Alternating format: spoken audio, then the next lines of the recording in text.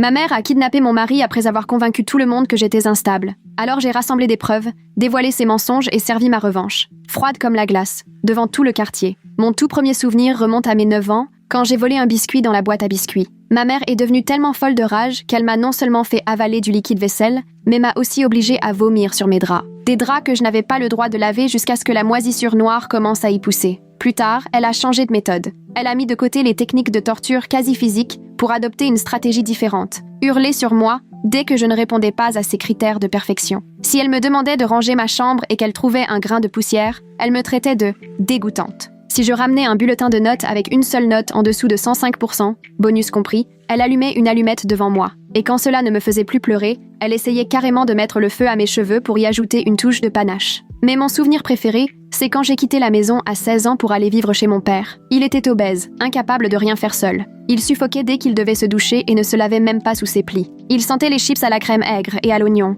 Littéralement, c'était un spectacle de 230 kilos, probablement parce qu'il mangeait tout dans la maison, alors qu'il me forçait à ne prendre qu'un repas tous les 2 jours. Et malgré tout ça, sa maison ressemblait à un lieu de vacances comparé à celle de ma mère. Je l'aidais du mieux que je pouvais. Ménage, cuisine, même ses déclarations d'impôts. Et lui, au moins, n'était pas un maniaque de la perfection. Alors, pour moi, ce n'était pas si mal. Et puis, à mes 18 ans, il m'a fait le plus grand cadeau de tous. Il a mis fin à ses jours. Je me souviens encore de la joie qui m'a envahie ce jour-là. J'allais avoir toute la maison pour moi, et j'étais mentionnée dans son testament. J'ai touché environ 30 000 $. Avec l'aide de la bourse FAFSA, c'était suffisant pour financer mes études. Quelques années plus tard, j'étais diplômée en tant qu'assistante juridique, avec mon premier salaire stable et une Toyota Corolla. J'avais l'impression d'être au sommet du monde. À ce moment-là, j'avais entendu dire que ma mère vivait chez une amie ou quelque chose du genre. Je ne savais pas exactement, mais je savais qu'elle n'était plus dans ma vie. Et ça, c'était tout ce qui comptait. Mais vers mes 26 ans, elle a frappé à ma porte. En larmes, toutes ses affaires entassées dans des sacs poubelles noirs. Je l'ai regardée sans dire un mot. Apparemment, elle vivait vraiment chez une amie. Sauf que cette amie en avait assez de ses promesses en l'air. Elle lui avait dit que si elle ne trouvait pas un travail rapidement, elle serait mise à la porte. Et au lieu de se secouer un peu et devenir un tant soit peu productive, ma mère a préféré télécharger une application de jeu d'argent en ligne et miser toutes ses économies sur le rouge. Soupir. Son amie lui avait alors laissé 1 an pour remettre sa vie sur pied, mais comme elle ne l'a jamais fait, elle avait maintenant besoin d'un toit. Je l'ai regardée de haut en bas. Moi, 1m62, elle, à peine 1m50. Je me suis plongée dans ses yeux perçants et cruels. J'ai repensé à la peur que j'avais eue d'elle, à mon enfant intérieur qui avait longtemps quémandé son amour, avant d'abandonner. J'ai eu envie de courir dans ma chambre, d'attraper mon arme et de la faire taire à jamais. Mais à la place, j'ai souri et je lui ai dit qu'elle était la bienvenue chez moi. Avec une condition, bien sûr, qu'elle suive les règles de la maison. Elle m'a remercié 1000 fois et je l'ai aidée à s'installer dans la chambre d'amis. Le lendemain matin, je l'ai réveillée à 4 heures à l'aide d'un mégaphone. Debout, debout. Elle a tenté de se couvrir les oreilles avec l'oreiller, que j'ai aussitôt jeté contre le mur avant d'entamer la lecture des règles. La lunette des toilettes doit être préchauffée pour moi à 6h, 12h et 18h. Si elle est froide, elle devra faire ses besoins dans le jardin de devant. L'heure du réveil est fixée à 4h du matin et le coucher à 19h. Si elle est surprise éveillée en dehors de ses horaires, tous ses vêtements seront confisqués pendant 1 semaine. L'eau n'est autorisée qu'1 jour sur 2. Les tâches ménagères doivent être faites entre 4h et 7h avant que mon mari et moi ne nous réveillions. Si ce n'est pas fait, j'utiliserai sa chambre comme toilette et elle devra nettoyer à chaque fois. 2 repas par jour doivent être préparés selon mes goûts. S'ils ne sont pas faits dans le silence, elle n'aura droit qu'au pain rassis que mon mari et moi ne voulons pas. Je lirai tout son courrier, ses messages et ses emails. Elle doit m'envoyer chaque jour au moins un message me décrivant comme une fille exceptionnelle et magnifique. Elle doit me rappeler quotidiennement combien elle est désolée de m'avoir maltraitée, combien je méritais mieux et combien elle ne mérite rien du tout. Et bien sûr, si elle devient trop présente, autrement dit, si j'en ai assez de la voir, je la déposerai dans le quartier le plus mal famé avec un déjeuner et une bouteille d'eau, habillée de la tenue la plus provocante que je pourrais trouver. Elle m'a traitée de monstrueuse, d'égoïste, d'immature et d'impolie, mais je ne me suis pas laissée démonter. Car ces règles, ce sont exactement celles qu'elle m'avait imposées durant toute mon enfance. Et pendant 2 jours, elle a réellement essayé de les suivre. J'étais presque impressionnée jusqu'au 3e jour. Mon mari n'est pas rentré du travail. Je suis restée là, à la fixer, le poids de mon propre jeu de pouvoir s'abattant soudain sur mes épaules. J'ai appelé son portable encore et encore. Chaque sonnerie sans réponse faisait monter mon angoisse. J'ai appelé son bureau, ses amis, même les hôpitaux. Rien. Quand je l'ai enfin confrontée, elle était assise dans le salon, feuilletant calmement un magazine, comme si de rien n'était. La lumière au plafond dessinait des ombres dures sur son visage, accentuant ses traits de prédatrice. « Tu ne t'en sortiras pas comme ça », ai-je dit, la voix plus ferme que je ne le pensais. Elle a éclaté de rire, un rire cassant, comme du verre qui se brise. « Je m'en suis déjà sortie. Ton mari a été si facile à manipuler. Il m'a juste fallu lui parler de ta fameuse collection d'objets suspects, de tes règles bizarres, de comment tu étais en train de devenir comme moi. Son rire résonnait dans le salon, ricochant sur les photos de famille accrochées au mur. Des photos d'Evan et moi en lune de miel à Maui, à son mariage de sœur, ou construisant notre premier bonhomme de neige devant cette maison même. La collection d'objets suspects dont elle parlait était totalement inventée. Je possédais une seule arme, un petit pistolet qu'Evan m'avait demandé de garder pour ma protection après qu'un cambriolage eut lieu chez nos voisins. Il était rangé, verrouillé dans un coffre au fond de notre placard, jamais utilisé, sauf une fois, quand Evan m'avait emmené au stand de tir pour que j'apprenne à m'en servir correctement. Mon estomac s'est noué. Avait-elle retourné Evan contre moi? Lui avait-elle fait croire que je devenais son reflet? Il ne t'a pas cru, ai-je dit. Mais le doute s'était immiscé. Evan avait-il vu dans mes règles pour ma mère un écho de ce qu'elle m'avait imposé? Avait-il eu peur? Evan connaissait une partie de mon passé avec ma mère, mais seulement la version édulcorée, celle que je lui avais confiée lors de longues discussions nocturnes au début de notre relation. Mais je ne lui avais jamais tout raconté. Je ne lui avais jamais parlé du liquide vaisselle qui m'avait brûlé la gorge, ni des allumettes qui avaient roussi mes cheveux, ni même des crampes de faim qui me tenaient éveillée la nuit. J'avais trop honte. J'avais trop peur qu'il me voie autrement. Et maintenant, je me demandais si ce silence n'avait pas ouvert la brèche parfaite pour que ma mère y insère son propre récit, déformé à souhait. « Tu ne crois pas ?» lança-t-elle, un sourire s'étirant sur ses lèvres minces comme un serpent prêt à mordre. « Pourquoi crois-tu qu'il était si impatient de me voir seule à seule ce soir-là pour entendre ma version des faits ?» Son sourire, c'était exactement celui qu'elle affichait quand j'étais enfant et qu'elle me surprenait à faire une bêtise. Un mélange malsain de triomphe et d'impatience face à la punition à venir. Elle était assise bien droite dans son fauteuil, ses petits pieds ne touchant presque pas le sol, les mains sagement croisées sur les genoux. Le magazine qu'elle feuilletait était un des journaux automobiles d'Evan, ouvert à un article sur la restauration de voitures anciennes, son projet passion pour la Mustang Vantage qui dormait dans notre garage. J'en avais la nausée. Evan était-il vraiment parti avec elle de son plein gré? Non, je refusais d'y croire. Peu importe ce qui s'était passé, elle lui avait forcément fait quelque chose. Les marques de griffures dans l'allée, la montre derrière la poubelle. Ce n'était pas une disparition volontaire. J'avais remarqué ces marques ce matin-là. 4 lignes parallèles sur le béton, comme si quelque chose de tranchant avait été traîné là. Je n'y avais pas prêté attention sur le moment, pensant que des gamins du quartier avaient joué, mais maintenant, tout prenait un sens beaucoup plus sombre. Et la montre d'Evan. L'Omega Vintage de son grand-père, qu'il n'enlevait jamais. Je l'avais retrouvée à moitié cachée derrière notre poubelle extérieure, en sortant les ordures ce soir-là. Le bracelet en cuir était arraché et le cadran fêlé, comme si on l'avait arraché violemment de son poignet. Je vais le retrouver, ai-je dit en rassemblant mes preuves. Et quand ce sera fait, tu regretteras amèrement d'être revenu dans ma vie. Son sourire ne bougea pas d'un millimètre. Bonne chance, ma chérie. J'ai des décennies d'entraînement pour effacer mes traces. La confiance dans sa voix me glaça le sang. Que voulait-elle dire exactement par effacer ses traces? Y avait-il eu d'autres avant Evan? Je repensais à son amie, celle qui avait fini par la mettre dehors après un an de promesses non tenues. Est-ce qu'il s'était passé quelque chose là aussi? Je pris la montre et la plaçai délicatement dans un sac en plastique, comme dans les séries policières. Je photographiais les marques sur le béton avec mon téléphone, le flash révélant brutalement les entailles. Je vérifiais même les caméras de sécurité de la maison, mais toutes les images de la nuit précédente avaient été effacées. Et pour ça, il fallait le mot de passe familial. Cette nuit-là, je ne dormis pas. Je restais allongée à ressasser chaque moment passé avec Evan dans les jours précédant sa disparition. Avait-il semblé distant? Inquiet? Je ne me souvenais de rien d'inhabituel. On était heureux, normaux. Du moins, c'est ce que je pensais. Notre dernière matinée ensemble avait été d'une banalité totale. Evan m'avait embrassée pour me dire au revoir, comme toujours. Ses lèvres avaient le goût du café et du dentifrice mentholé qu'il aimait. Il portait sa chemise bleue, celle que j'avais repassée la veille, et la cravate que je lui avais offerte pour son anniversaire. On avait discuté du dîner pendant qu'il préparait son déjeuner. On était tombés d'accord pour tester le nouveau resto thaï qui venait d'ouvrir en centre-ville. Il m'avait même envoyé un mème idiot sur les assistants juridiques vers midi, qui m'avait fait éclater de rire dans mon bureau silencieux. Rien dans son attitude ne laissait présager une peur, une inquiétude. Rien n'indiquait que notre vie allait voler en éclats. Au 15e jour, j'ai changé de stratégie. Si la police ne m'aidait pas, et si affronter ma mère directement ne faisait que lui donner du carburant, il me fallait des alliés, des gens qui connaissaient la vérité à son sujet, qui pouvaient appuyer mes dires. La police avait été d'une indifférence désarmante quand j'avais signalé la disparition d'Evan. Les adultes ont le droit de partir, avait lâché l'agent, à peine levé les yeux de son ordinateur en remplissant le rapport. Surtout s'il y a des problèmes conjugaux,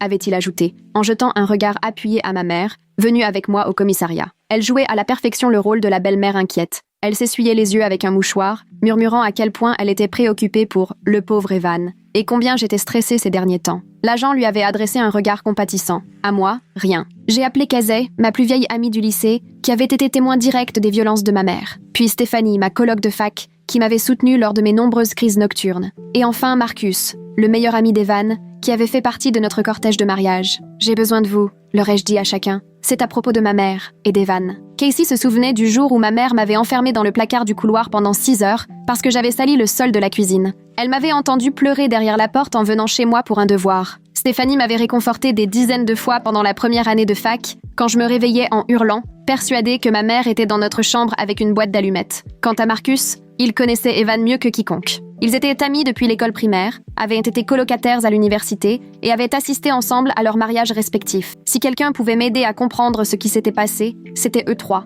Ils sont arrivés un par un ce soir-là, garés un peu plus loin dans la rue comme je leur avais demandé. Je les ai fait entrer par l'arrière et les ai conduits au sous-sol, où j'avais tout préparé. Notre sous-sol était aménagé mais rarement utilisé, vestige des anciens propriétaires qui avaient voulu en faire une salle de jeu. Les murs étaient recouverts de lambris sombres et la moquette beige avait bien vécu. J'avais installé une table pliante au centre, entourée de chaises de jardin empruntées au garage. Mon ordinateur était ouvert, affichant un dossier nommé « Preuves » contenant toutes les photos, vidéos et notes réunies au cours des 2 dernières semaines. Un panneau en liège était appuyé contre le mur, couvert d'impressions, de post-it et de fils rouges reliant les éléments. Une vraie enquête en visuel, reflet de mon obsession croissante. « Seigneur !» murmura Marcus en regardant une vidéo de ma mère en pleine conversation nocturne, ses épaules se raidissant. « Tu crois qu'elle a fait quelque chose à Evan ?»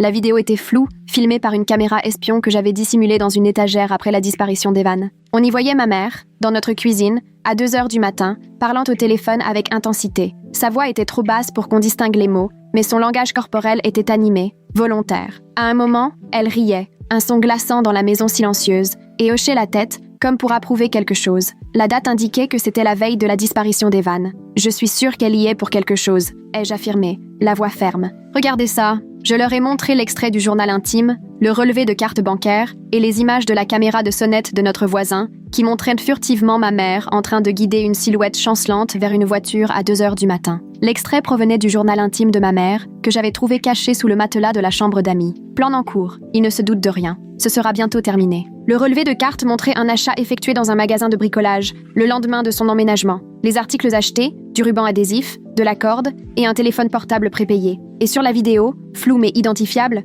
on distinguait 2 silhouettes dans notre allée au beau milieu de la nuit. Une petite et droite, ma mère, l'autre plus grande et vacillante, Evan, se dirigeant vers une voiture que je ne reconnaissais pas. « Ta mère a toujours été un monstre !» dit Casey en serrant ma main. Ses yeux verts lancèrent des éclairs protecteurs, comme au lycée. Mais ça dépasse tout ce que j'aurais pu imaginer. Casey n'avait pas changé depuis le lycée. Grande, athlétique, cheveux blonds courts, regard perçant. Elle avait toujours été celle qui me défendait quand j'étais trop conditionnée à la soumission pour me défendre seule. Elle était devenue travailleuse sociale, spécialisée dans les cas de maltraitance infantile. L'ironie de la situation n'échappait à aucune de nous deux. Elle se retrouvait maintenant dans mon sous-sol, confrontée à l'abuseuse de toujours. « Il faut aller à la police », insista Stéphanie, en replaçant nerveusement une mèche de ses cheveux auburn derrière son oreille. Stéphanie, la plus prudente de notre groupe, toujours partisane des démarches officielles. Sa tenue impeccable, pantalon repassé et gilet boutonné malgré l'heure tardive, reflétait son esprit ordonné. Conseillère d'orientation au lycée, elle avait l'habitude des adolescents en crise, trouvant toujours le juste équilibre entre autorité et compassion.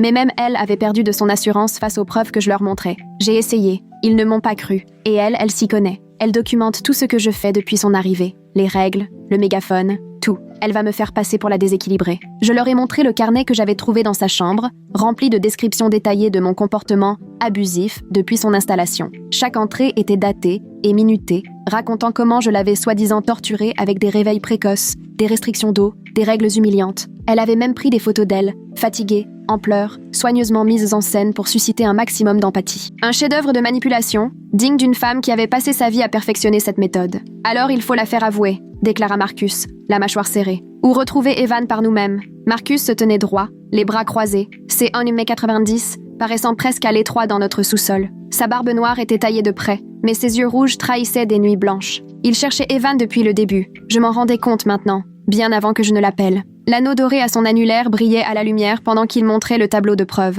Sa femme, Tara, m'avait envoyé un message chaque jour depuis la disparition d'Evan, offrant aide et soutien. Maintenant, je comprenais pourquoi. Marcus avait senti dès le départ que quelque chose n'allait pas. Nous avons monté un plan, simple mais potentiellement efficace. Mes amis resteraient cachés et je convierais ma mère au salon pour prendre le thé. Un par un, ils apparaîtraient, la confrontant avec ce qu'il s'avère de ses abus passés et lui poseraient des questions sur Evan. La pression, les témoins inattendus, tout cela pourrait suffire à la faire craquer. Nous avons répété nos rôles, notre timing, nos questions. Casey sortirait d'abord de la cuisine, puis Stéphanie du couloir, et enfin Marcus du bureau. Chacun bloquerait une sortie, ajoutant une couche supplémentaire de tension. Nous avons convenu d'un mot de sécurité, ananas. Si l'un de nous le prononçait, cela signifiait que la situation devenait trop dangereuse. J'ai placé mon téléphone pour enregistrer toute la conversation, dissimulée sous une pile de magazines sur la table basse. Ce soir-là, j'ai appelé ma mère dans le salon. Le parfum apaisant de camomille flottait dans l'air. Je me suis dit qu'on pourrait prendre un thé, ai-je dit d'un ton volontairement léger. Parler du bon vieux temps. La camomille, c'était une idée de Stéphanie. Elle a des propriétés calmantes, avait-elle expliqué. Ça pourrait la rendre plus réceptive. J'avais disposé quelques sablés sur une assiette, des biscuits industriels, ceux qu'elle préférait autrefois, et sorti notre plus belle vaisselle, celle qui appartenait à mon père. Le salon était chaleureux, baigné d'une lumière douce. Un passant aurait cru à une soirée normale, une mère et sa fille partageant un moment de tranquillité. Ma mère avait l'air méfiante, mais elle s'est assise, percluse sur le bord du canapé comme un oiseau prêt à s'envoler. Qu'est-ce que c'est que tout ça? Elle portait des vêtements que je ne lui connaissais pas, un chemisier bleu pâle et un pantalon bleu marine flambant neuf. Ses cheveux étaient soigneusement coiffés, elle portait du maquillage, chose qu'elle n'avait pas faite depuis son arrivée. Elle s'était préparée, tout comme moi. Cette pensée me glaça, malgré la chaleur ambiante. Je repensais au passé, ai-je dit en versant le thé, à mon enfance, à la façon dont les choses se passaient. La théière était lourde entre mes mains tremblantes, et je devais me concentrer pour ne pas renverser. Ce service en porcelaine était l'un des rares objets personnels que mon père avait gardé après son divorce. Un héritage familial qu'il avait tenu à emporter avec lui jusqu'à sa mort. Je l'avais retrouvé soigneusement emballé dans du papier de soie, dans une boîte portant l'inscription de Mira, écrite à la main d'un trait désordonné. L'utiliser maintenant, avec elle, me semblait à la fois profondément déplacé et juste. Comme si je reprenais possession de quelque chose qui me reliait à lui, et non à elle. Elle serait dit. De vieilles histoires, ses doigts tremblèrent légèrement quand elle attrapa sa tasse, seul signe de malaise. Ses ongles parfaitement manucurés confirmaient qu'elle avait pris soin de son apparence récemment. Se préparait-elle à cette confrontation depuis le début? Ou avait-elle un autre plan en tête? Ah bon? Répondit une voix derrière moi. Casey fit son entrée dans le salon. Ma mère sursauta. Bonjour, Madame Adams. Vous vous souvenez de moi? J'étais là quand vous avez enfermé votre fille dans le placard, pour avoir eu un A en maths au lieu d'un A+. Casey avançait d'un pas ferme, celui de quelqu'un qui avait l'habitude de confronter des agresseurs. Elle se posta devant la porte de la cuisine, bloquant toute tentative de fuite par là. Le thé de ma mère déborda légèrement alors qu'elle sursautait, laissant une tache brune sur son nouveau chemisier. Son visage perdit toute couleur. C'est quoi ça? Pendant un instant, elle parut réellement son âge. Le maquillage ne pouvait plus dissimuler les rides profondes autour de sa bouche, la peau fine de son cou, les taches de vieillesse sur ses mains. La peur la faisait paraître plus âgée, plus frêle, plus vulnérable. Mais je me suis rappelé que tout cela faisait partie de son numéro. Elle n'était jamais aussi dangereuse que lorsqu'elle jouait les faibles. « Juste une petite réunion », dit Stéphanie en entrant par la cuisine. Je me souviens d'avoir conduit Mira à ses séances de thérapie après qu'elle ait fait des cauchemars où vous tentiez de lui brûler les cheveux. Stéphanie se tenait droite, l'allure professionnelle, tout en maîtrise. Elle tenait un dossier, vide. Mais ma mère l'ignorait et affichait une expression de fausse préoccupation clinique. Elle se posta près du couloir menant aux chambres, bloquant ainsi une autre issue. « Vous n'avez aucun droit », commença ma mère. Mais Marcus l'interrompit en surgissant du couloir. « Où est Evan ?» demanda-t-il d'une voix glaciale. « Qu'avez-vous fait à mon meilleur ami ?» Marcus était le plus impressionnant des trois. Grand, large d'épaules, sa voix grave résonnait comme une injonction. Il restait les bras croisés, les jambes légèrement écartées, occupant l'espace de manière à rétrécir la pièce d'un coup. Le regard de ma mère vola vers lui, puis vers la porte d'entrée, sa dernière chance de fuite, mais elle découvrit sa silhouette massive qui la bloquait. Ses yeux passèrent d'un visage à l'autre, calculant. Pendant un bref instant, j'ai cru que notre plan fonctionnait. Elle avait l'air acculée, inquiète, puis elle a ri. Ce n'était pas son rire habituel, celui semblable à du verre qui se brise, que je redoutais depuis toujours. Non, celui-ci était différent. Plus bas, plus maîtrisé, presque amusé. Le rire de quelqu'un qui vient de comprendre qu'il détient en main la meilleure carte, alors que son adversaire pense gagner. « Quel théâtre ?» dit-elle en posant tranquillement sa tasse. « Faire venir tes petits amis pour m'intimider? C'est comme ça que tu traites tes invités, Mira? Ou seulement ta mère ?» Le tremblement de ses mains avait disparu. Elle se redressa sur le canapé, à l'aise, croisa les jambes et lissa son pantalon d'un geste étudié. L'air apeuré avait disparu, remplacé par une assurance froide et calculée. Elle avait analysé la situation et décidé qu'elle n'était pas réellement en danger. « On sait ce que tu as fait », ai-je dit, à moi, quand j'étais enfant, et maintenant à Evan. Ma voix me sembla faible, presque enfantine, loin de l'assurance que je voulais transmettre. Le vieux schéma se réinstallait. Sa confiance s'affirmait, tandis que la mienne s'effritait. Je me suis agrippée à l'accoudoir de ma chaise, sentant le tissu rugueux sous ma paume, m'ancrant dans le présent pour ne pas retomber dans mes anciens réflexes de soumission. « Vous ne savez rien », répliqua-t-elle en se levant brusquement. « Et vos amis non plus. Ils n'ont entendu que ta version. La pauvre fille abusée, jamais la mère célibataire qui faisait de son mieux avec un enfant difficile. Elle se tenait bien droite, semblant plus grande que son mètre 50. Sa voix avait pris ce ton raisonnable, presque martyrisé, qu'elle utilisait toujours avec les professeurs, les médecins, les assistants sociaux. Ce ton qui avait réussi à convaincre tant de professionnels que le problème, c'était moi. C'en était glaçant de voir à quel point elle glissait facilement dans ce rôle, à quel point elle restait crédible même aujourd'hui. « Madame Adams », dit Marcus en avançant d'un pas, « Evan a disparu. Sa montre a été retrouvée dans le garage. Sa carte bancaire a été utilisée par vous. Ce ne sont pas des histoires, ce sont des faits. » Il brandit son téléphone, montrant le relevé de carte bancaire que je leur avais montré plus tôt. La lumière bleue de l'écran illuminait son visage grave alors qu'il faisait défiler les preuves. Sa voix restait calme, ferme, tranchant net à travers la performance de ma mère, avec des faits impossibles à nier. L'espace d'un instant, quelque chose passa dans les yeux de ma mère. Une ombre de culpabilité? Mais c'était si bref que j'aurais pu l'imaginer. « Je suis fatiguée », annonça-t-elle. « Je vais me coucher. Et quand je me réveillerai, je veux que ces gens aient quitté la maison de ma fille. » Elle épousseta distraitement sa manche, comme pour en retirer une poussière invisible. Son masque s'était fissuré un instant, mais elle l'avait vite rebouché avec cette même assurance impénétrable qui l'avait toujours protégée. Elle se leva, remit en place son chemisier, ajusta ses petites boucles d'oreilles en perles que je n'avais même pas remarquées avant, puis elle quitta la pièce, tête haute, nous laissant figés derrière elle. « Ça n'a pas marché », dit Casey, abattue. Elle s'effondra dans le fauteuil que ma mère venait de quitter, passant une main dans ses cheveux courts, blonds, avec frustration. La force qu'elle avait montrée plus tôt s'était envolée, remplacée par cette colère impuissante que je connaissais bien, la même qu'elle avait éprouvée au lycée lorsqu'elle avait tenté en vain d'alerter les services sociaux à mon sujet. « Non »,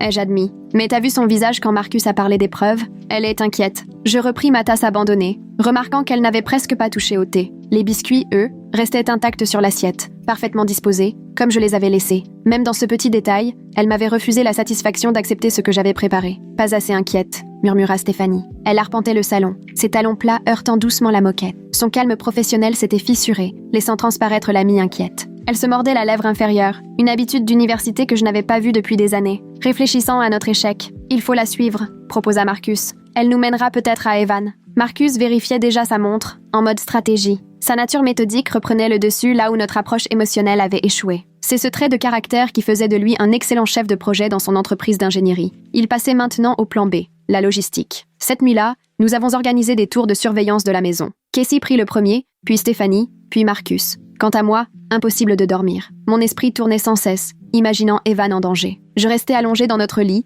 celui que nous partagions depuis 5 ans, les yeux fixés sur le ventilateur au plafond, qui tournait lentement au-dessus de moi. Les draps portaient encore une légère odeur de sa lotion boisée, celle que j'avais gentiment moquée au début, mais que j'aimais tant aujourd'hui. La maison grinçait doucement autour de moi, des bruits familiers qui, cette nuit-là, semblaient menaçants. Toutes les quelques minutes, je vérifiais mon téléphone à la recherche de nouvelles de celui ou celle qui faisait le guet. La lumière crue de l'écran me brûlait les yeux à chaque fois. Vers 1h30, mon téléphone vibra. Un message de Marcus. Elle bouge. J'enfilai des vêtements à la hâte et descendis discrètement. Marcus était à la fenêtre, scrutant à travers les stores. « Elle vient de partir », chuchota-t-il. « À pied, pas en voiture. » Je mis un sweat à capuche sombre sur mon t-shirt et mon jean, enfilai mes baskets sans prendre le temps de mettre des chaussettes. Mes cheveux étaient en bataille. Je les attachais à la va-vite en queue de cheval. Marcus, tout en noir, ressemblait plus à un agent d'intervention qu'à un ingénieur. Il me tendit une petite lampe torche, déjà réglée sur son mode le plus discret. « On y va », dis-je, en attrapant mes clés. Le métal froid contre ma paume me rappela que c'était bien réel. L'air frais de la nuit caressa mon visage alors que nous sortions,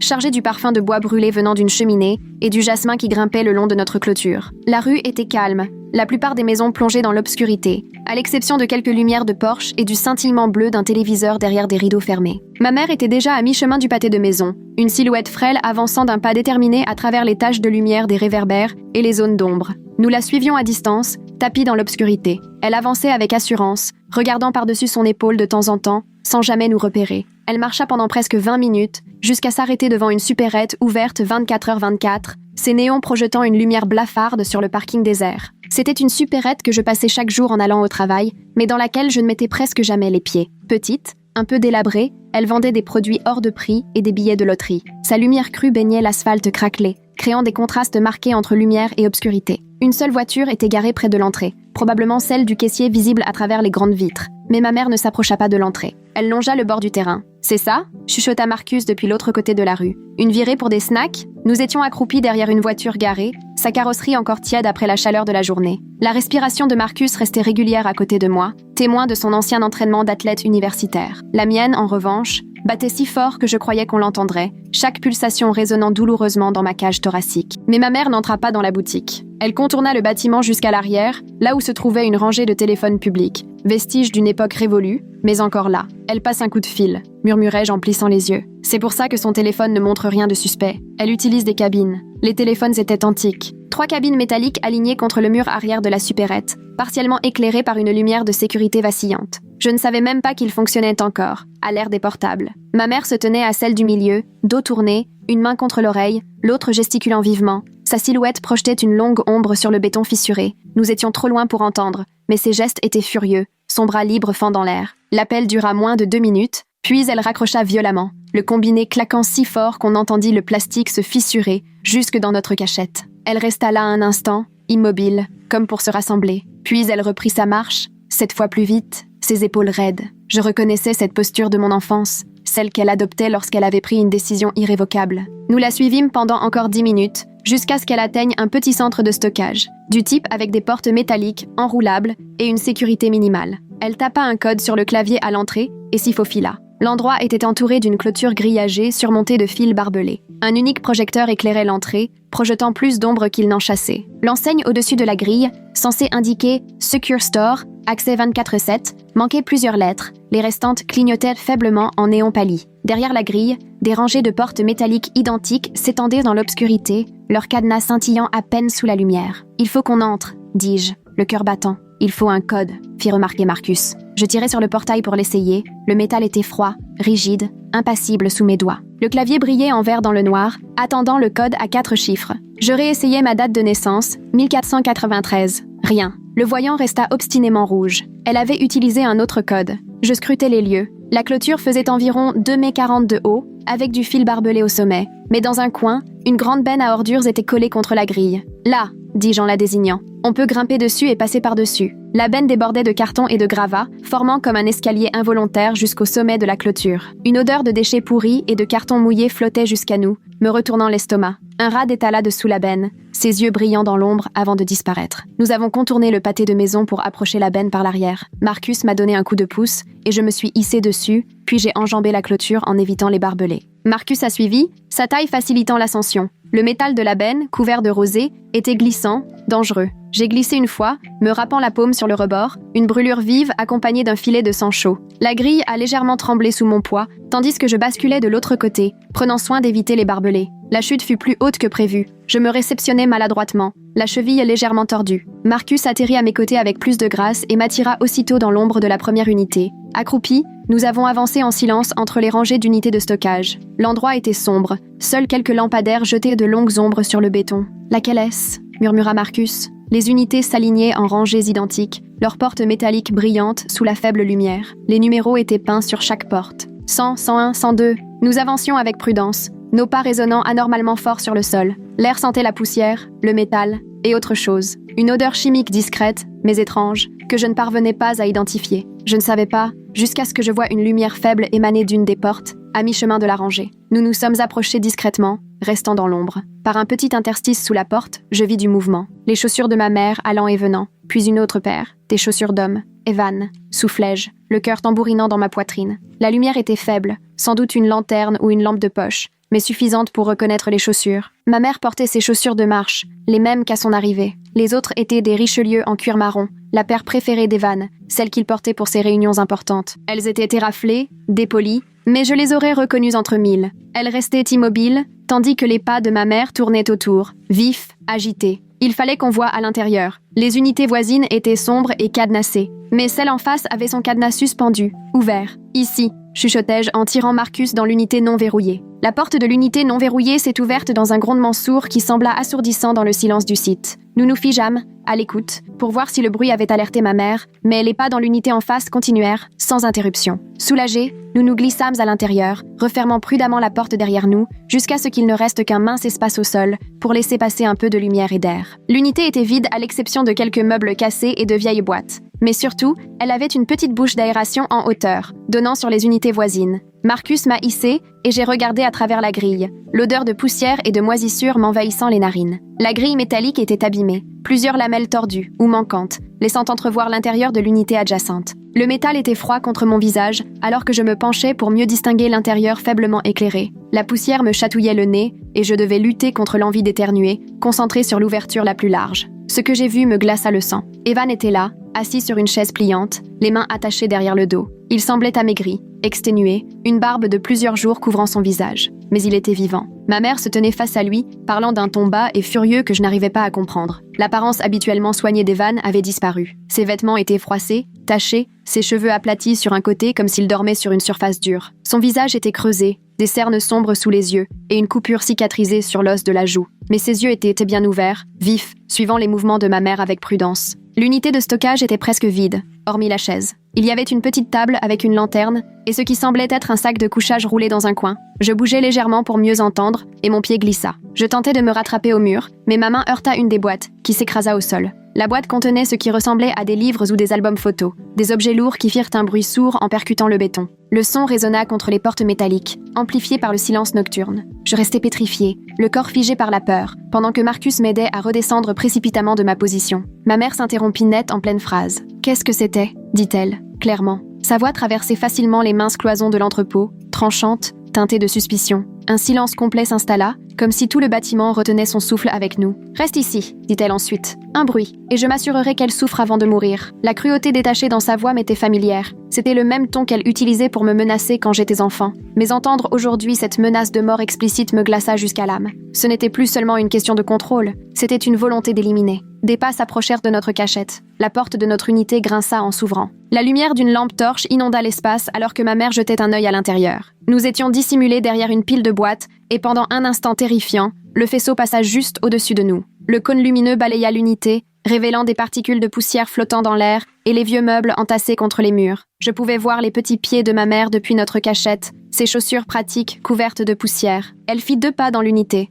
la lumière tremblotant au rythme de ses mouvements. Marcus et moi étions collés au mur, retenant notre souffle alors que la lumière s'approchait encore. Mais elle ne nous vit pas. Après ce qui me parut une éternité, elle referma la porte. « Juste des rats », l'entendis-je murmurer en repartant vers son unité. Ses pas s'éloignèrent, puis nous entendîmes de nouveau la porte métallique de son unité rouler, suivie du claquement sec du cadenas. Ce bruit métallique résonna trop fort dans le silence revenu. Marcus et moi restâmes immobiles, tendus, jusqu'à être certains qu'elle ne revenait pas. Nous attendîmes, le souffle court, jusqu'à entendre clairement que sa porte s'était refermée et que le cadenas était bien enclenché. Nous glissâmes alors hors de notre cachette et regagnâmes la clôture. « Il faut appeler la police maintenant », dit Marcus dès que nous fûmes de retour dans la rue. « On a des preuves, on l'a vu. » Nous repassâmes la clôture comme à l'aller, mais le trajet retour sembla bien plus difficile. Mes muscles me faisaient souffrir à force de tension, et mes paumes écorchées me brûlaient à chaque prise sur le métal. Une fois de retour dans la rue, nous nous éloignâmes rapidement du centre de stockage, sans ralentir avant d'avoir mis plusieurs rues entre nous. Marcus sortit son téléphone, son doigt planant au-dessus du bouton des urgences.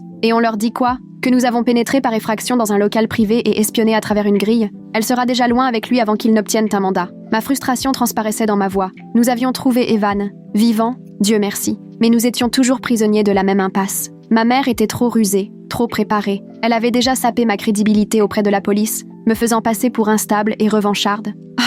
Alors qu'est-ce qu'on fait ? Je pensais à Evan, ligoté, sans défense. À ma mère, menaçant de me faire souffrir avant de me tuer. La peur glaciale qui m'avait accompagnée toute mon enfance me submergea à nouveau. Mais cette fois, elle fut suivie de quelque chose de nouveau, de la détermination. Sous la lumière crue du lampadaire, je sentis quelque chose changer en moi. La peur paralysante qui me hantait depuis toujours s'effaçait, remplacée par une lucidité que je n'avais jamais connue. Ma mère m'avait tout pris, mon enfance, mon sentiment de sécurité, presque ma santé mentale. Je ne la laisserai pas me prendre Evan, lui aussi. On va le sortir de là nous-mêmes, dis-je. Cette nuit, les mots restèrent suspendus dans l'air, simples mais profonds. Ce n'était ni un appel à l'aide, ni un espoir désespéré. C'était une déclaration, une décision. Marcus scruta mon visage un long moment, puis hocha la tête d'un geste ferme. Il avait compris. Il ne s'agissait plus de suivre les règles. Il s'agissait de survivre. Nous sommes retournés à la maison et avons réveillé Kazé et Stéphanie. Je leur ai expliqué ce que nous avions vu, ce qu'il fallait faire. « C'est de la folie », dit Stéphanie. « On devrait appeler la police. » Elle était assise à la table de ma cuisine, ses mains enroulées autour d'une tasse de café qu'elle n'avait pas touchée. Son attitude professionnelle s'était complètement évaporée, laissant place à une peur sincère. L'horloge murale indiquait 3h15. La lumière crue de la cuisine accentuait la fatigue sur nos visages. Et risquer qu'elle blesse Evan ou disparaisse avec lui.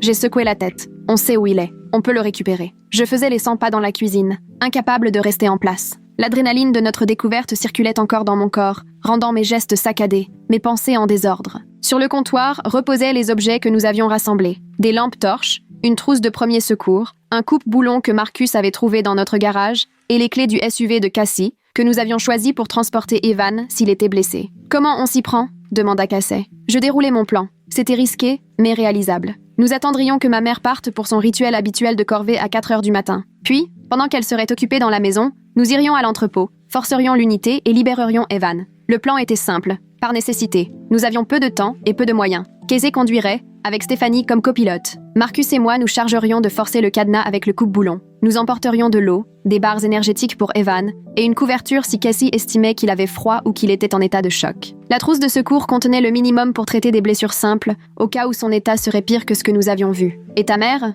demanda Marcus. « Elle saura que c'est toi. » Il s'appuya contre le comptoir de la cuisine, les bras croisés, l'air grave. Il avait de nouveau enfilé des vêtements sombres, pratiques pour notre mission, mais qui le rendaient encore plus imposant. Sa question allait droit au cœur du problème. Même si nous réussissions à sortir Evan cette nuit, ma mère resterait une menace. Qu'elle sache, dis-je, la voix dure. Une fois Evan en sécurité, nous aurons toutes les preuves nécessaires pour la faire enfermer définitivement. Je regardais chacun d'eux dans les yeux, leur montrant ma détermination. Ce n'était plus seulement une question de sauver Evan. C'était l'heure d'en finir avec l'emprise que ma mère avait sur ma vie. De faire face, enfin, à celle qui avait terrorisé mon enfance et menaçait désormais mon avenir. Il s'agissait de reprendre mon pouvoir. Nous attendîmes, tendus, silencieux, pendant que les heures s'écoulaient lentement. À 3h55, comme prévu, la porte de ma mère s'ouvrit. Je la regardais à travers la caméra cachée, alors qu'elle se rendait à la cuisine pour commencer ses corvées matinales. Ses gestes étaient mécaniques, précis. La caméra, dissimulée dans un faux détecteur de fumée, la montrait en robe de chambre et chaussons, ses cheveux tressés avec soin. Elle avançait avec l'assurance de quelqu'un qui suit la même routine depuis des jours,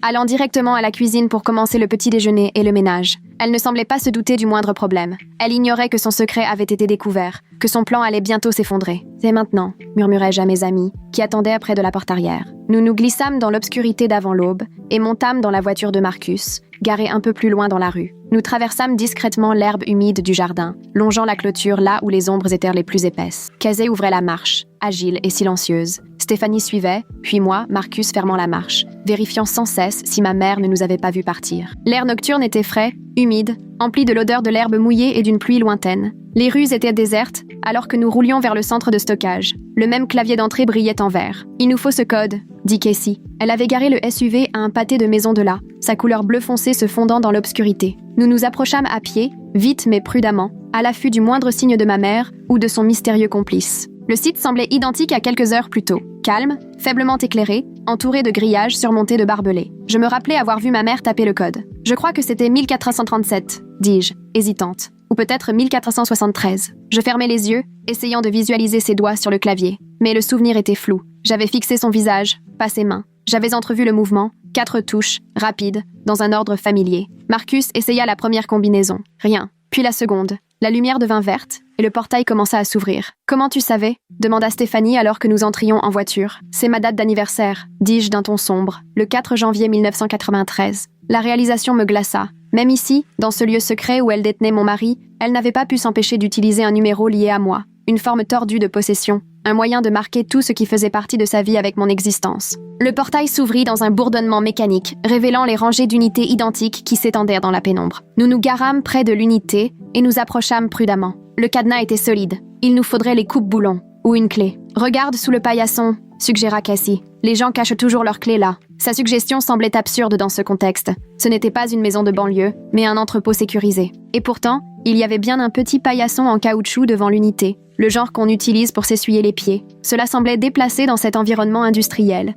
une touche domestique presque dérangeante. « Ce n'est pas une maison de famille », commençai-je à dire, mais Marcus souleva déjà le tapis. En dessous, une clé. « Incroyable », murmura-t-il en la ramassant. La clé était attachée à une petite étiquette en plastique avec le numéro de l'unité écrit dans l'écriture nette de ma mère. Tellement évident, tellement négligé, que cela nous laissa tous momentanément sans voix. Après tout son calcul, toute sa manipulation, elle avait caché la clé dans l'endroit le plus banal possible. Peut-être ne pensait-elle pas que quelqu'un la retrouverait. Ou peut-être, plus sinistre encore, n'avait-elle pas prévu d'avoir besoin d'y retourner souvent. Le cadenas s'ouvrit dans un clic qui résonna beaucoup trop fort dans le silence ambiant. Marcus et moi levâmes la porte, tandis que Casey et Stéphanie surveillaient les alentours. Evan était toujours là, affaissé sur la chaise, les yeux fermés. Pendant une fraction de seconde, je crus que nous étions arrivés trop tard. Puis sa poitrine se souleva faiblement. Il respirait. L'unité était faiblement éclairée par une lanterne à piles posée sur une petite table pliante. L'espace était presque vide, hormis la chaise, la table et un sac de couchage roulé dans un coin. L'air était vicié, portait une légère odeur chimique. Du chloroforme,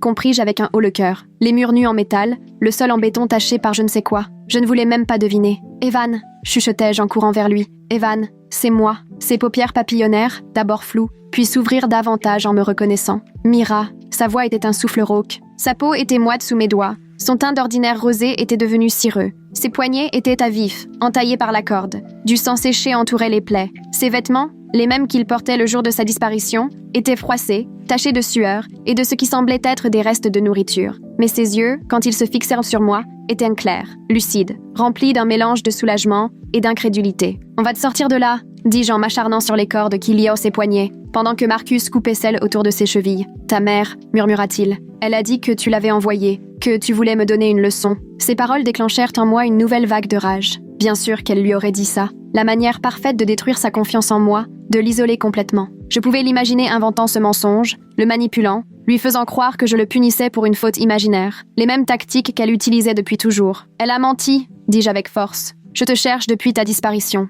Je pris son visage entre mes mains, le forçant à me regarder dans les yeux, implorant qu'il voie la vérité. Sa peau était râpeuse à cause de la barbe, ses joues creusées par le manque de nourriture. Mais au-delà de la souffrance physique, c'était toujours mon Evan. Celui qui m'avait aimé malgré les cauchemars, les crises de panique. Celui qui m'avait soutenu lorsque les souvenirs de mon enfance devenaient trop lourds à porter seul. Une fois libéré, Evan tenta de se lever, mais chance là. Il était affaibli par la déshydratation et la faim. Marcus et moi le soutînmes chacun d'un côté, l'aidant à marcher jusqu'à la voiture. « Il faut l'emmener à l'hôpital », dit Stéphanie en voyant son état avec inquiétude. Evan avait du mal à tenir sur ses jambes, ses muscles trop affaiblis après des jours attachés à une chaise. Sa respiration était laborieuse, et il grimaçait à chaque pas, sans doute blessé sous ses vêtements. Stéphanie marchait devant nous, vérifiant chaque recoin pour s'assurer que la voie était libre. Casey avait conduit le SUV aussi près que possible de l'unité, moteur allumé, prêt à fuir. « Oh, pas encore », dis-je. « Ma mère vérifiera d'abord les hôpitaux. » L'idée qu'elle nous retrouve là me glaçait le sang. Je l'imaginais déjà, en larmes, disant au personnel qu'elle était sa belle-mère, que j'étais instable,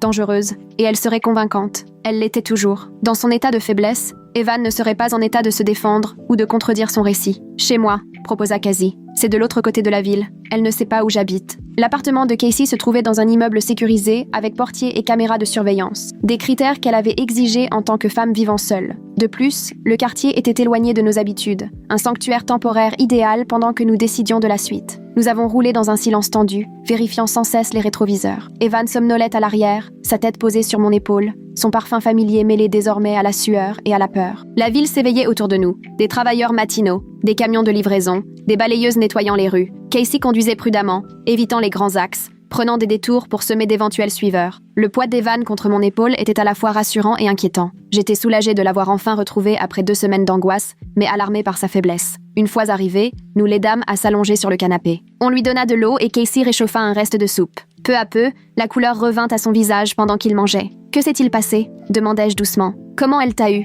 L'appartement de Casey était chaleureux, décoré de tons bleus et gris, avec des meubles confortables et une lumière douce. Elle apporta des couvertures supplémentaires, les installant autour d'Evan avec l'habileté de quelqu'un habitué à prendre soin des autres. C'était juste une soupe au poulet, mais Evan la mangeait comme s'il s'agissait d'un festin. Ses mains tremblaient en tenant la cuillère. Il inspira profondément. Elle m'a appelé au travail. Elle disait que tu faisais une sorte de crise, que tu l'avais menacée avec une arme. Elle avait l'air paniquée, tellement convaincante. Elle m'a demandé de la retrouver à l'entrepôt pour discuter de comment t'aider. Sa voix se raffermissait au fil de ses paroles, la chaleur de la soupe et de l'eau lui redonnant un peu de vigueur. Il s'assit plus droit, la couverture enroulée autour de sa taille, son regard plus clair maintenant. La coupure sur sa pommette semblait pire que je ne l'avais cru à la lumière du salon, plus profonde, avec des signes d'infection. Mon estomac se noua. Évidemment qu'elle utiliserait ma santé mentale contre moi. Elle l'avait toujours fait. Quand je suis arrivée, poursuivit Evan. Elle pleurait, disait qu'elle avait peur pour sa vie. Puis, quelqu'un m'a frappé par derrière. Quand je me suis réveillée, j'étais attachée à cette chaise. Il se frotta l'arrière de la tête. Je lui écartai doucement les cheveux.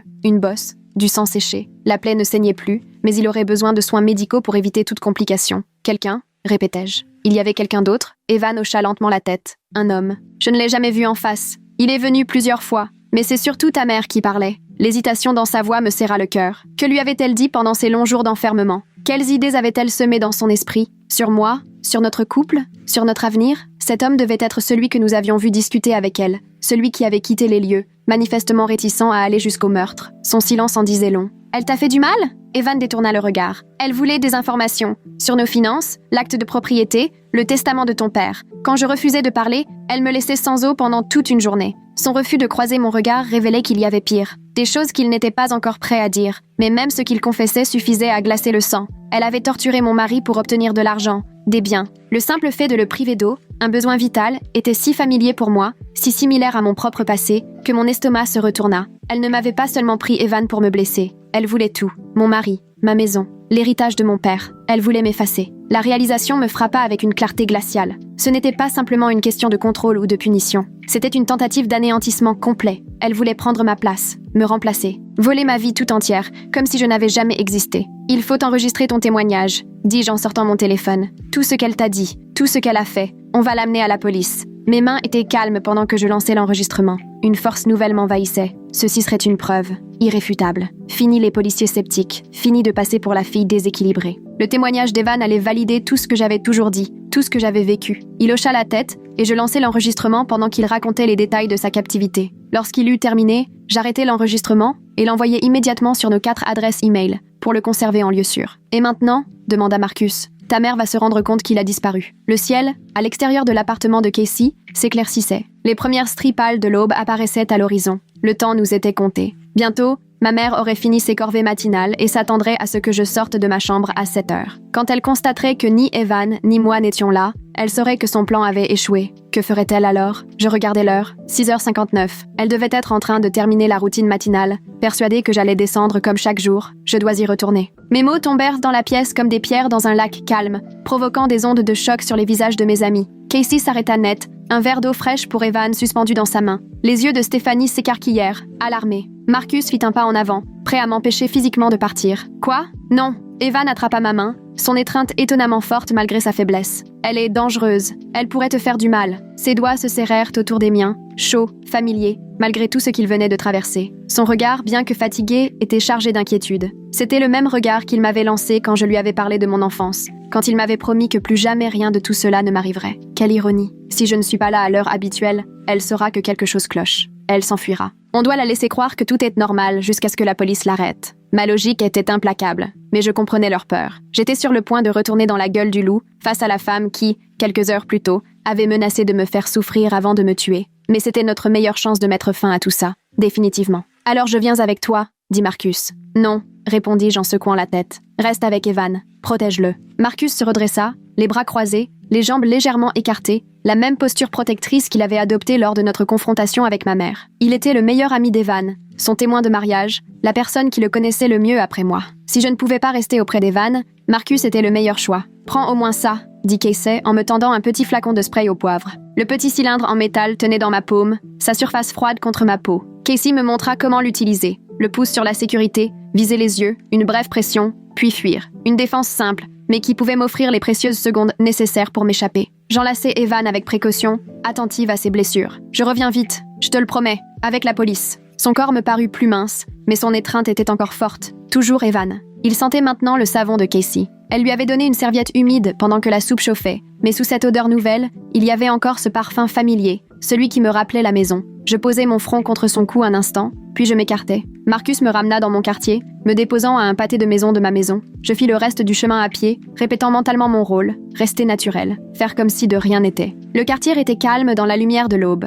Les arroseurs automatiques se déclenchaient, les pelouses impeccablement taillées, les journaux posés devant les portes. Mes pas résonnaient étrangement fort sur le trottoir, alors que j'approchais de la maison. Ma maison, me rappelai-je. Pas la sienne, jamais la sienne. Le spray au poivre dans ma poche me rassurait. Je montai les marches du porche, insérai la clé dans la serrure et entrai. La maison était silencieuse. Par la porte arrière, j'entendis ma mère fredonner en préparant le petit déjeuner. Comme une mère attentionnée, normale. Le son me fit frissonner. L'air qu'elle fredonnait me semblait familier. Une berceuse de mon enfance, d'avant que l'enfer ne commence. L'apparente normalité était presque dérangeante après tout ce qu'elle avait fait. La cuisine sentait le café et le bacon. Elle avait mis la table pour deux, avec des sets de table et des serviettes en tissu, comme pour un petit déjeuner familial agréable, et non une mascarade après un enlèvement et des menaces de mort. Je montai à l'étage et défis mon lit pour faire croire que j'y avais dormi. Puis je pris une douche rapide, assez bruyante pour qu'elle m'entende. L'eau chaude me soulagea un peu. apaisant mes muscles endoloris. Je frottais longuement, comme pour effacer non seulement la saleté physique, mais aussi l'odeur du lieu de détention,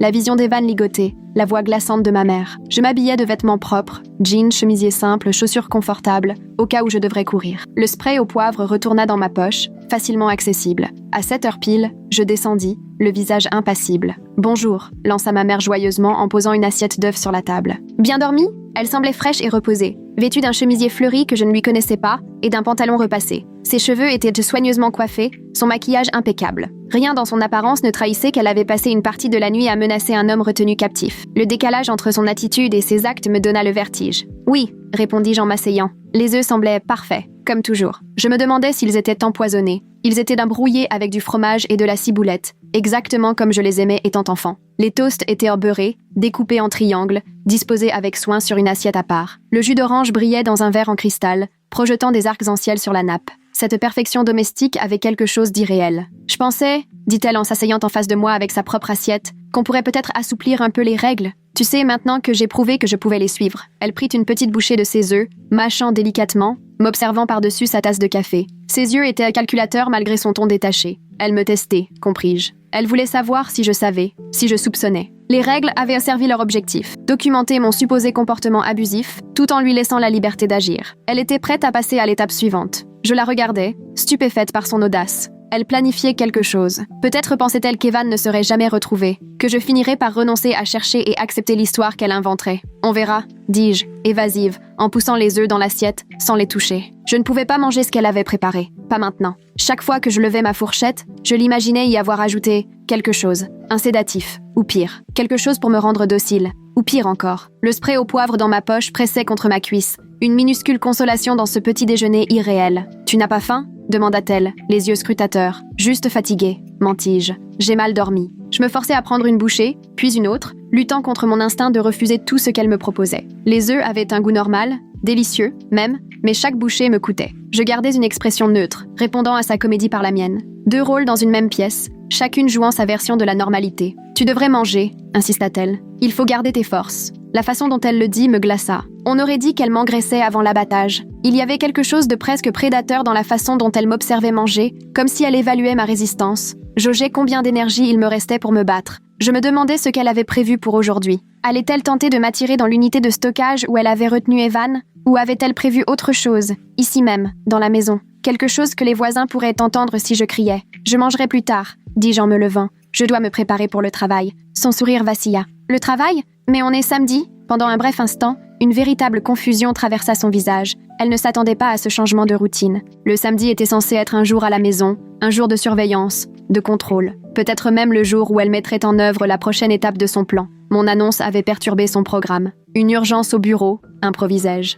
Je reviendrai cet après-midi. Je pris mon sac et mes clés, sentant son regard peser sur mon dos tandis que je me dirigeais vers la porte. Ce regard me brûlait presque, comme un poids réel entre mes omoplates. Je résistais à l'envie de courir, de montrer que je savais. Au lieu de cela, je marchais calmement, les clés tintant dans ma main, l'image même d'une femme professionnelle appelée au travail un samedi matin. Une fois dehors, je pris une grande inspiration d'air frais, me retenant de fuir à toutes jambes. Je montai dans ma voiture, la Corolla grise qui, autrefois, symbolisait ma liberté, et démarrai. Je surveillais la maison dans mon rétroviseur jusqu'à ce que je tourne à l'angle. Ce n'est qu'à ce moment-là que je me permis de respirer normalement, que mes mains commencèrent à trembler sur le volant, que je laissai la peur m'envahir, cette peur qui m'accompagnait depuis le retour de ma mère. Le même officier qui avait pris ma déposition lors de la disparition d'Evan était derrière le comptoir. Il leva les yeux, me reconnut et afficha une légère moue d'agacement. « Madame, nous sommes toujours en train d'enquêter sur la disparition de votre mari. Je l'ai retrouvé, le coupai-je, posant mon téléphone sur son bureau. Et j'ai des preuves. Ma mère l'a enlevé et retenu captif. Ma voix était calme.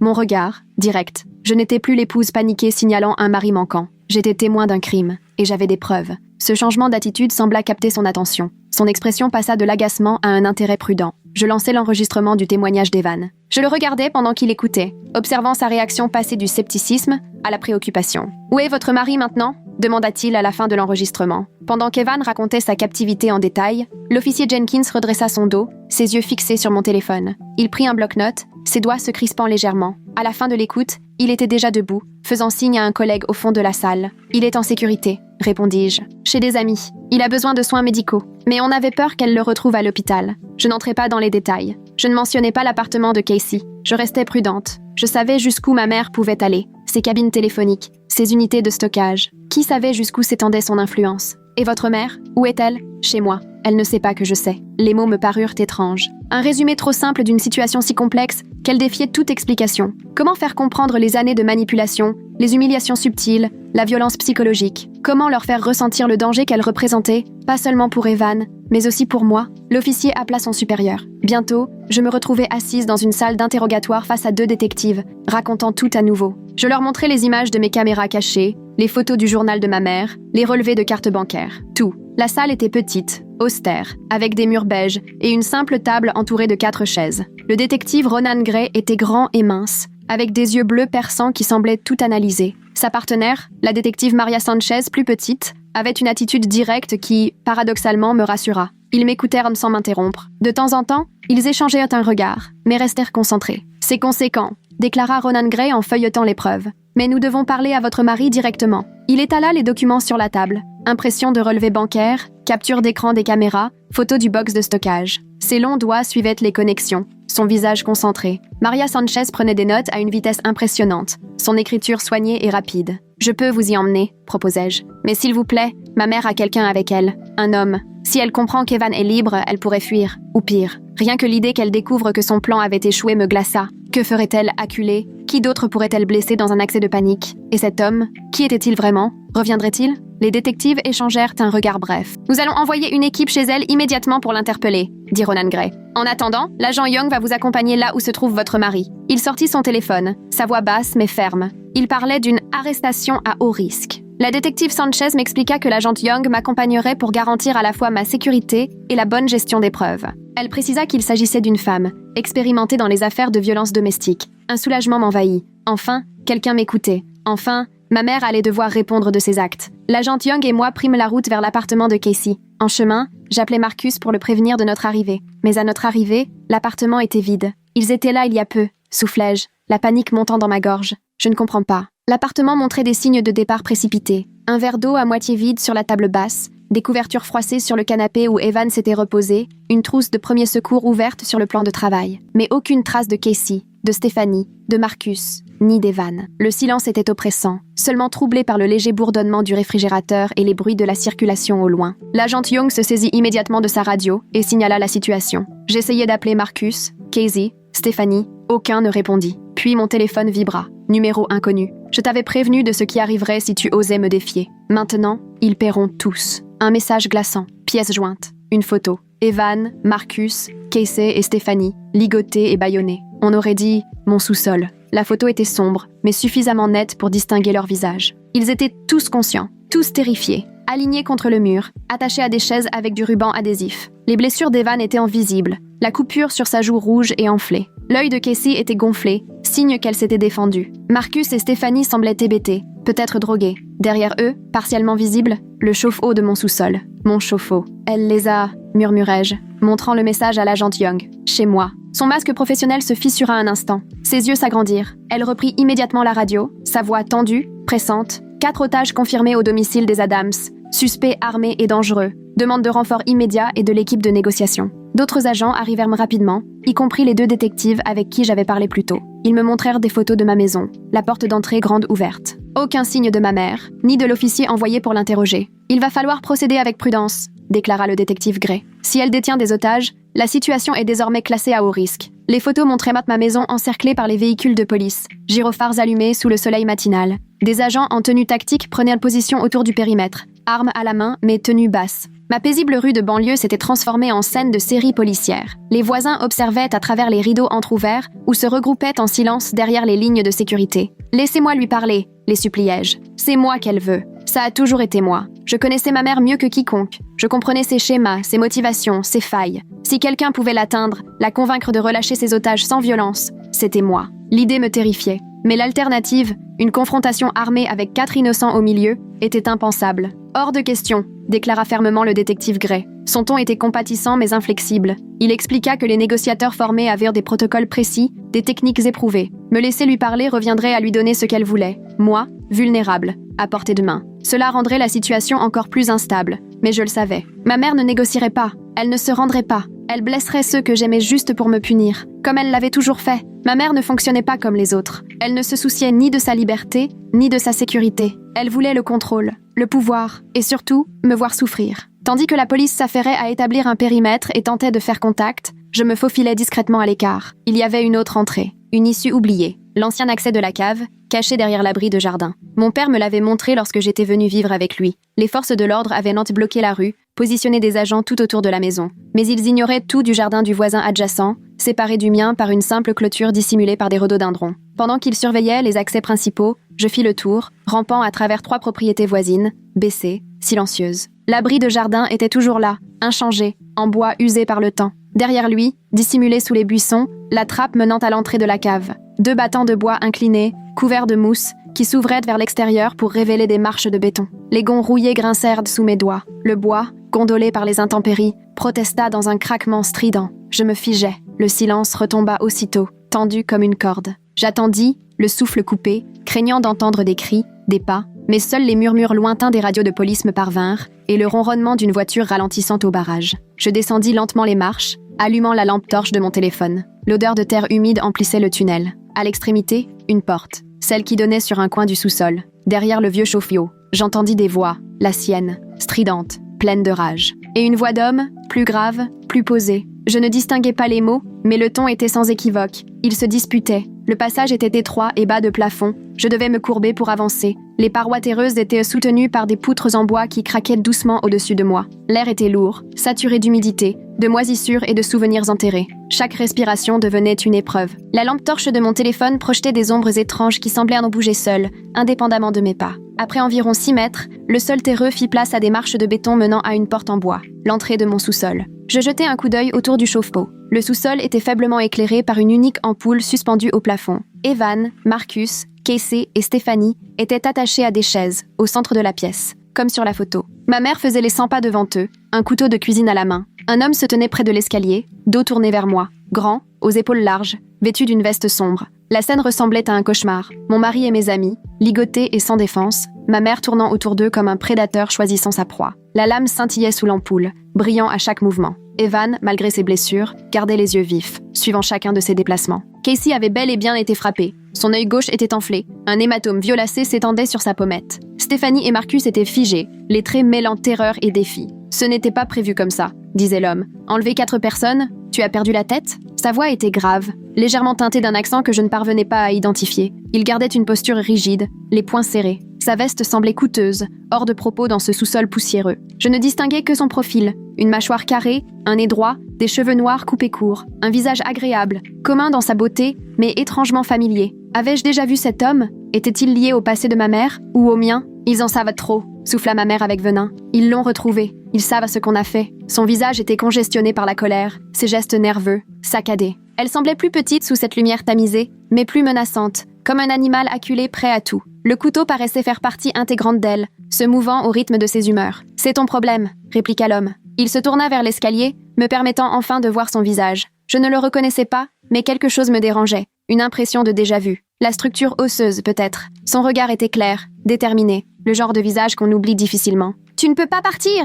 hurla ma mère. « On avait un accord. Tu m'aides à me débarrasser d'elle et tu récupères la moitié. » Sa voix prit cette intonation mielleuse que je connaissais trop bien, celle qu'elle utilisait pour manipuler, amadouer, obtenir ce qu'elle voulait. Entendre ce ton adressé à quelqu'un d'autre que moi était déroutant. La moitié de quoi ? Une maison ? Quelques économies ? Ça ne vaut pas une peine pour enlèvement. Le ton désinvolte de l'homme déclencha une vague de fureur chez ma mère. Il lui parlait comme à une enfant capricieuse, sans prendre au sérieux le couteau qu'elle brandissait ni les otages à ses pieds. Il n'avait manifestement pas peur d'elle. « C'est bien plus que ça », insista-t-elle. Son père lui a tout laissé. La maison, l'argent, les terres au nord. Ça vaut des millions. Son regard se perdit un instant dans le vide, illuminé par une vision de fortune imaginaire. La lame baissa légèrement, comme si elle s'était évadée de l'instant présent, absorbée par ses délires. Des terres au nord ? Mon père n'avait jamais possédé de terre là-bas. Il m'avait légué cette maison et quelques économies, surtout utilisées pour financer mes études. Aucune trace d'héritage secret ou de millions cachés. Était-ce une pure invention ? Ou un secret bien gardé ? Tu es folle, dit l'homme en secouant la tête. Je me retire. Il se dirigea vers les escaliers, mais ma mère fut plus rapide. Elle lui attrapa le bras, le tirant en arrière. « Tu n'iras nulle part », gronda-t-elle. « Tu es autant impliqué que moi. Ton ADN est partout dans ce box de stockage. » Sa petite main s'agrippait à sa manche avec une force déconcertante. Le couteau, levé à hauteur d'homme, vibrait entre menace et mise en garde. Son visage était déformé par la rage. L'homme se dégagea d'un mouvement sec. « Touche-moi encore, et je te brise la nuque. » Il la dominait physiquement, la surplombant sans effort. Son expression n'exprimait ni peur ni hésitation, juste du dégoût, une lassitude profonde, comme s'il regrettait d'avoir eu affaire à elle. Il porta la main à sa poche. Un téléphone? Une arme? Ma mère hurla, leva le couteau, mais l'homme fut plus rapide. Il lui saisit le poignet, le tordit jusqu'à ce que la lame tombe au sol dans un fracas métallique. « Tu te débrouilles toute seule maintenant », cracha-t-il en la repoussant. Elle trébucha sous la violence du geste, s'appuya contre le mur pour ne pas tomber. Son visage passa de la surprise à une haine déformante, ses traits convulsés par une fureur brute. Elle se précipita vers le couteau. « Ingrat !» vociféra-t-elle. « Après tout ce que j'ai fait pour toi !» Ses doigts se refermèrent autour de la poignée. Ses cris n'avaient en plus rien d'humain. Des hurlements viscéraux, primaires. Le lien entre elle et cet homme n'était clairement pas qu'une simple collaboration criminelle. Il y avait quelque chose de plus profond, de plus intime. L'homme s'arrêta au sommet des marches. Il la regarda avec un mépris glacial. « Tu n'as jamais rien fait pour personne. Rien d'autre que pour toi-même. » Il ouvrit la porte et disparut. Un instant plus tard, j'entendis celle de l'entrée claquer. Ses paroles restèrent suspendues dans l'air, comme un verdict final. Une vérité simple mais implacable, qui sembla transpercer les dernières défenses de ma mère. Elle resta figée quelques secondes, la respiration haletante. Son visage afficha une lueur étrange. Une blessure, un doute, avant de se durcir à nouveau. Seule, dans ce sous-sol étouffant, elle se retourna lentement vers ses prisonniers. Le couteau toujours en main, elle s'approcha d'Evan, les yeux injectés de rage glaciale. « Eh bien, dit-elle, glaciale, il ne reste plus que nous. » Elle s'avança vers Evan avec une lenteur délibérée, le couteau pendant mollement à sa main. Son expression avait changé. La fureur frénétique avait cédé la place à quelque chose de plus froid, de plus calculé. Elle tendit la main libre pour lui effleurer le visage, une parodie de caresse maternelle qui le fit tressaillir malgré ses liens. Je devais agir. Si j'attendais que la police découvre l'entrée par la cave, il serait trop tard. Mon regard balaya le sous-sol à la recherche d'une arme. J'aperçus une vieille batte de baseball adossée contre le mur, près de moi. Je l'empoignai, pris une grande inspiration et sortis de ma cachette. C'était la batte de mon père, laissée là comme tant d'autres objets après sa mort. En bois massif, poli par les années d'usage, bien plus lourde que dans mes souvenirs quand il tentait de m'apprendre à jouer. Mes paumes étaient moites, mon cœur battait si fort que j'étais persuadée que tout le monde l'entendait. Mais il n'y avait pas de place pour la peur. La vie d'Evan, celle de mes amis, dépendèrent de ce que je ferais maintenant. « Éloigne-toi de lui !» dis-je d'une voix étonnamment stable, malgré la panique qui m'envahissait. Je fis un pas complet dans la lumière, la batte levée à hauteur d'épaule, les jambes écartées, prête à frapper comme face à un lancer rapide. Le silence tomba, rompu seulement par le léger bourdonnement du chauffe-eau derrière moi. 4 regards, ceux d'Evan, Casey, Stéphanie et Marcus, s'agrandirent à ma vue, oscillant entre espoir et inquiétude. Ma mère se retourna d'un bond, ses yeux s'écarquillant de surprise. « Toi ?» siffla-t-elle. « Comment t'es entrée ici ?» Elle se tourna entièrement vers moi, le couteau désormais levé en position défensive. Un instant, elle parut réellement déconcertée, son plan soigneusement échafaudé soudainement mis à mal. Puis son regard changea à nouveau, la surprise laissant place à une analyse froide de la situation. « Pose ce couteau », repris-je en avançant lentement, la batte toujours levée. « C'est fini, maman. La police est dehors. Ils savent tout. » Je continuai à m'approcher, un pas prudent à la fois, la batte entre nous, mes yeux rivés sur la lame. Derrière elle, Evan s'agitait dans ses liens, tentant de se libérer. Profitant de sa distraction, Casey faisait de même, son corps athlétique tendu contre le ruban adhésif qui l'entravait. Elle éclata de rire, un rire aigu, cassant. « Ils ne savent rien, et toi non plus », lança-t-elle, moqueuse. Ce rire, je le connaissais. C'était celui qui précédait toujours une nouvelle cruauté, une humiliation, un châtiment. Mais cette fois, je n'étais plus une enfant sans défense. Cette fois, j'étais prête. « Des mensonges », reprit-elle, serrant le couteau plus fort. « Tu veux parler de mensonges? Et le mensonge que ton père t'a raconté? Qu'il t'aimait? Qu'il te voulait ?» Ces mots étaient des projectiles, visiblement conçus pour blesser, semer le doute. Les mêmes armes psychologiques qu'elle avait toujours utilisées. « De quoi tu parles ?» demandai-je, désorientée malgré moi. Mon père avait été distant, c'est vrai, mais je n'avais jamais douté de son amour, à sa manière. Il m'avait arrachée à elle, m'avait offert un foyer où je n'étais pas maltraitée, m'avait tout légué à sa mort. De quel mensonge parlait-elle? « Il ne t'a jamais voulu, cracha-t-elle. Il est parti parce qu'il ne supportait plus de te voir. Tu lui rappelais trop moi. La seule raison pour laquelle il t'a prise, c'est la culpabilité. » La culpabilité? Et l'argent? Lâchai-je, déstabilisée. Elle fit un pas de plus, le regard fixé au mien, le couteau décrivant de petits cercles, comme s'il cherchait une ouverture. « L'argent de ton grand-père !» hurla-t-elle. « Le fonds de fiducie, les millions qu'il t'a laissés à tes 21 ans, que ton père devait gérer en attendant. » Elle parlait avec une telle conviction que j'en eus le souffle coupé. Était-ce cette illusion qui avait motivé tous ses actes? Cette fortune imaginaire au nom de laquelle elle justifiait tout? Je la fixais, sonnais. Il n'y a pas de fonds de fiducie. Papa m'a légué la maison et environ 30 000 $. C'est tout. Mon grand-père paternel était mort quand j'étais bébé. Je n'avais aucun souvenir de lui, et mon père en parlait à peine. L'idée qu'il ait laissé des millions était absurde. Si un tel héritage existait, j'en aurais forcément entendu parler. Mais ma mère n'entendait pas raison. Son visage se tordit de rage. Il les a volés. Il a pris ton héritage et l'a caché. C'est pour ça que je suis revenue, pour récupérer ce qui nous revient de droit. Je compris que son délire était total. Pour elle, une fortune cachée existait bel et bien, et mon père l'avait dissimulée. Dans son esprit tordu, cela suffisait à tout expliquer. Les menaces, la violence, l'enlèvement. Il n'y a rien à récupérer, dis-je. Mais un doute s'insinua. Mon père avait toujours été discret sur ses finances. Et s'il y avait eu de l'argent, des boîtes que je n'avais jamais ouvertes, des papiers jamais lus? Non. Ce n'était qu'une de ces manipulations de plus. Un mensonge destiné à légitimer l'injustifiable. Et même s'il y avait de l'argent, repris-je, ce serait à moi, pas à toi. Jamais. J'étouffais mes hésitations, me recentrant sur ce qui comptait. Protéger ceux que j'aimais. Arrêter ma mère avant qu'elle ne fasse encore du mal. Je raffermis ma prise sur la batte. Tout ce que tu as devrait être à moi, hurla-t-elle, sa contenance s'effondrant enfin. J'ai souffert pour toi. Je me suis sacrifiée pour toi. Et qu'est-ce que j'ai eu en retour? Rien. Pendant que toi, tu vis ici, avec ton mari parfait et ton boulot parfait. Sa voix monta dans les aigus, résonnant contre les murs du sous-sol. Des gouttelettes de salive s'échappèrent de ses lèvres tandis qu'elle vociférait, le visage tordu par une haine pure. En cet instant, elle n'était plus ni manipulatrice, ni victime. Juste une femme consumée par une jalousie dévastatrice. Elle se jeta sur moi, le couteau fendant l'air. Je bondis en arrière, et d'un geste instinctif, je balançai la batte. Elle heurta son bras. Elle poussa un cri de douleur. Le couteau tomba au sol dans un bruit métallique. Je le repoussai d'un coup de pied, tenant toujours la batte entre nous. La batte percuta son bras dans un bruit sourd et écœurant, l'impact remontant le long de mon bras jusqu'à mon épaule. Le cri de ma mère fut plus un hurlement de fureur que de douleur. Elle chancela en arrière, serrant son bras contre elle. Le couteau glissa sur le sol en béton, disparaissant sous le chauffe-eau. Un instant, nous fixâmes toutes deux l'endroit où il avait roulé, puis nous nous fixâmes l'une l'autre. Quelque chose dans notre dynamique venait de changer à jamais. « C'est fini »,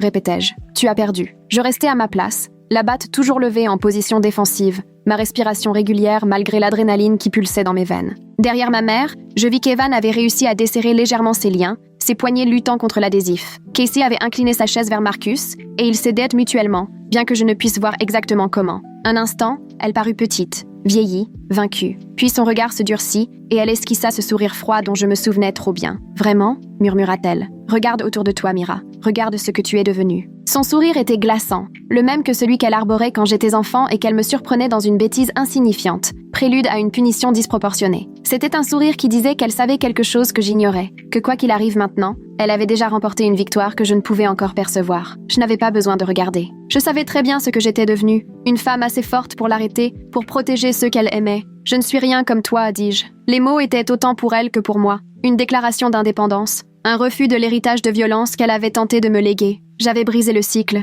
Même mes règles, cette tentative de justice poétique, n'avait été qu'une réponse temporaire née du choc et de la colère. Rien à voir avec sa cruauté méthodique et permanente. « Tu es sûre ?» répliqua-t-elle. « Les règles, les sanctions, le contrôle, tu me ressembles plus que tu ne veux l'admettre. » Elle fit un pas vers moi, les mains vides mais étrangement plus menaçantes ainsi. Ses mots cherchèrent la faille, le doute, les insécurités qu'elle avait passé une vie à cultiver chez moi. C'était ça, sa véritable arme. Pas le couteau, mais le poison du doute de soi, qu'elle savait instiller en quelques phrases bien choisies. Avant que je ne puisse répondre, la porte du sous-sol s'ouvrit brusquement. Des policiers dévalèrent les escaliers, armes dégainées. « Police! Ne bougez plus !» La pièce se remplit soudain de mouvements et de bruit. Des agents en tenue tactique descendirent les marches en criant des ordres, leurs armes braquées sur ma mère. La lumière inonda le sous-sol alors que d'autres policiers entraient par l'accès de la cave que j'avais empruntée. Ma mère leva lentement les mains, ce sourire toujours accroché à ses lèvres. « Elle m'a attaquée », dit-elle d'une voix tremblante. « Ma propre fille. Elle est instable, comme son père. » La transformation fut immédiate et totale. En un clin d'œil,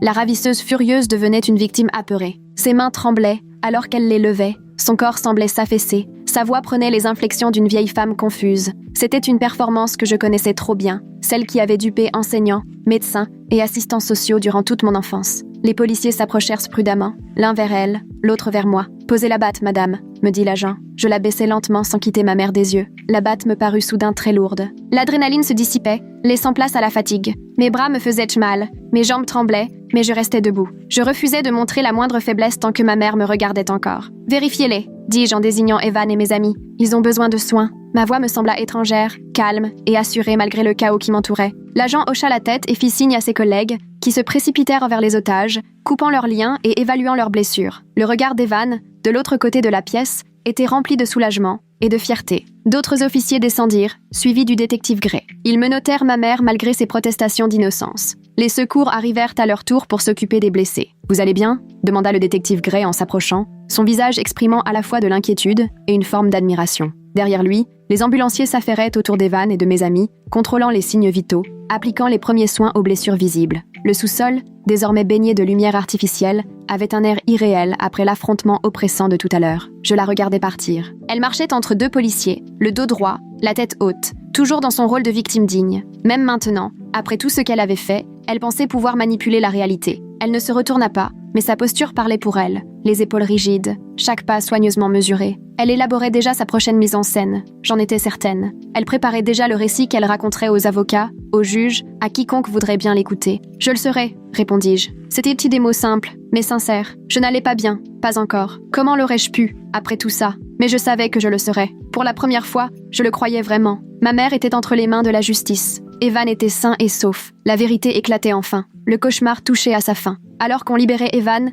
il leva les yeux vers moi. Son regard débordait de soulagement, d'amour et de compréhension. Il avait vu les ténèbres de ma famille. Il en avait goûté la réalité. Il savait désormais ce qu'avait été mon enfance. Ses poignets étaient rouges, entaillés par le ruban adhésif, et un filet de sang s'échappait de la peau abîmée. Un secouriste nettoyait la coupure sur sa joue, appliquant un antiseptique. Evan grimaça légèrement, mais son regard ne quittait pas le mien, chaud et constant. Malgré tout ce qu'il venait d'endurer, il n'y avait dans ses yeux ni peur, ni jugement. Juste de l'amour, et la reconnaissance silencieuse de ce que nous venions de traverser ensemble. « Je suis désolée », murmurai-je en m'agenouillant près de lui. « Je suis tellement désolée qu'elle t'ait entraîné là-dedans. » Je pris doucement sa main, évitant les zones que le secouriste traitait. Ses doigts se refermèrent sur les miens, chauds, solides, réels. Après 2 semaines de peur et d'incertitude, ce simple contact suffisait à me rappeler qu'il était vivant, que nous avions survécu. Il secoua faiblement la tête. « Ce n'est pas ta faute », réussit-il à dire. « Jamais ta faute. » Sa voix était rauque mais assurée. Ses mots portaient toute la force de sa conviction. Et dans ce moment suspendu, je sentis une part de moi,